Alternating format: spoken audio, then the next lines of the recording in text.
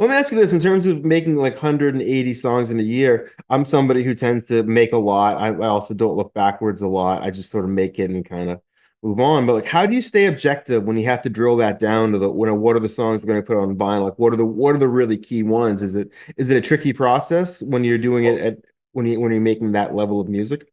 I've been in the vinyl game for a long time. I started on vinyl. I started by putting out records on vinyl. There wasn't digital formats then. So when I learned that, like I just kind of kept my ear to it. I'm a real big supporter of vinyl and that not disappearing. So throughout my entire career, once I went digital, I always, when I go to Chicago, the first place I go, you could ask him, first thing I'm like, hey, I got to go to Gramaphone.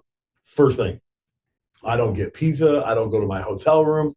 I don't do shit. I go to the record store because to me, spending Same way. $100 at a record store that created all of my visions for all of this, it's important for me to spend $100 every time I go there at minimum. But usually it's like 500, but 100 for sure to do my part in keeping that record store So alive. alive. It's Yep. so important. You Even got if to, I'm yeah. buying split mats, a record box, even if I'm not buying records, I'm buying something to keep Michael Serafini in business because he had the same dream I did.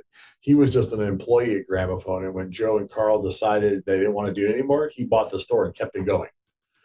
So it's our duty as Chicago house people to keep that play. That is a Yeah. piece of history. Gramophone can't close on my time. I And mean, the thing is, too, I was talking about this with local rappers around here. Is like one of the things that the cities lack is that central place for each genre of music. There used to be a place in Boston, underground hip hop store, where hip hop existed, no matter what time and day it was. You could go there, and that's where hip hop existed.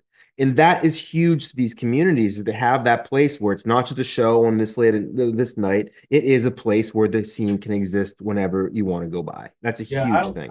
I learned on vinyl too, and this kid Buck Rogers, I kind of taught him house music, but he was big.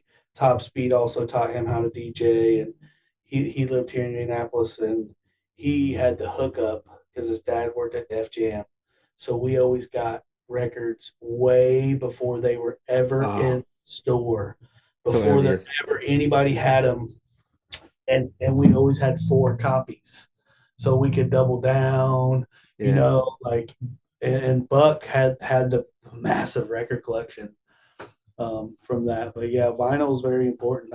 I'm happy that my name's going to be in one of these vinyls